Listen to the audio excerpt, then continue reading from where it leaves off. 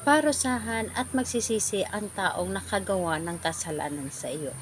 Hello mga guys, kumusta kayo? Panibagong araw, panibagong video na naman tayo, and sa araw na ito ay isa na namang video ang aking ituturo sa inyo na simpleng gabay o simpleng pamamaraan na makakatulong sa atin. At bago ang lahat, gusto ko lang mag-disclaimer sa mga taong hindi naniniwala at hindi gusto ang mga kagaya nitong video. Please skip this video and maghanap kayo ng videos na gustong gusto nyo, dahil ang video na ito ay para lamang ito sa mga taong naniniwala and gusto mag-try.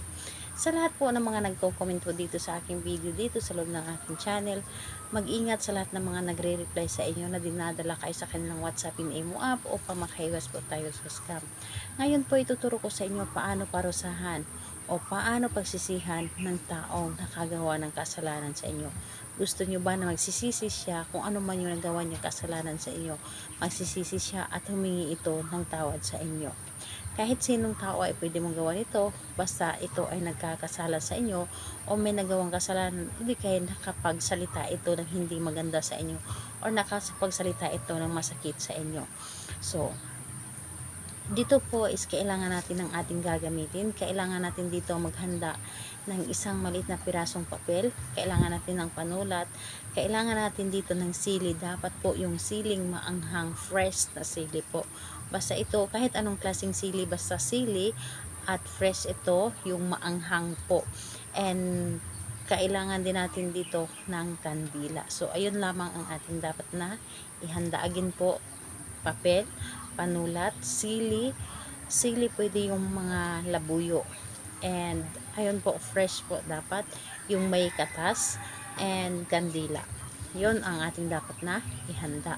At kung handa na yung mga naibanggit ko na ating gagamitin, ang isod mong ihanda ay ang inyong sarili. Kailangan mo lamang dito na i-claim sa iyong sarili na gustong gusto mo itong gawin. Kailangan mo i-claim dito na ito ay para sa kanya, na dapat mong gawin dahil gusto mo na magsisisi ang taong ito.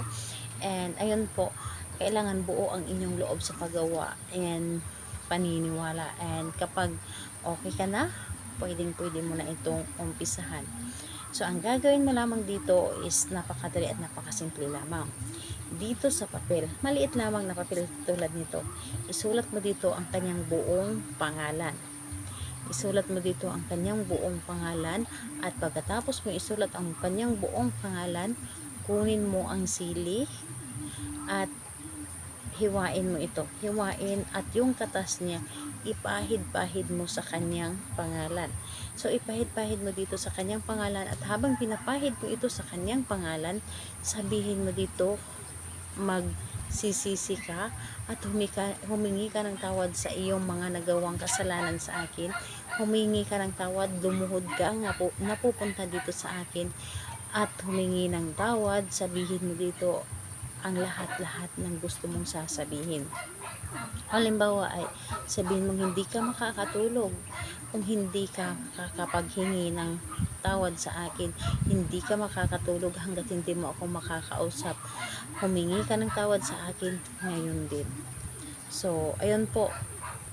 Sabihin mo dito lahat-lahat. At kapag natapos mo na ito pahiran yung buong pangalan niya ng katas ng sili, kunin mo ang kandila na nasindihan na. At patakan mo ito, yung pangalan niya na may katas ng sili, patakan mo ito ng wax ng kandila. Papatakan mo ito ng wax ng kandila. And habang pinapatakan mo, paulit-ulit mong sasabihin yung pangalan niya at yung gusto mong sabihin, humingi siya ng tawad sa iyo.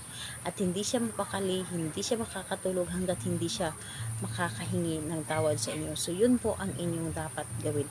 Napakadali at napakasimple lang nito, at gawin mo ito sa araw ng Tuesday o di kaya Friday. Dahil yun po ang pinakamalakas na araw na gagawa tayo ng mga ganito. And kung hindi naman Tuesday and Friday, kung nakikita ninyo may sinag ang buwan o di kaya full moon, mas maganda na gawin ninyo ito. So, ayun po, ano ang dapat natin gawin sa papel? Kumuha ka ng tela na itim or kahit anong klaseng itim, basta ito ay itim. Ilagay ninyo ito or di kaya ibalot at itago ito sa madilim na bahagi ng sulok ng inyong bahay, at hindi ito kailangan na masisinagan ng kahit anong sinag, kahit sinag pa yan ng ilaw. So, ayun po, ito lamang ang inyong gawin. So, salamat po sa inyo. Bye bye everyone. God bless us all.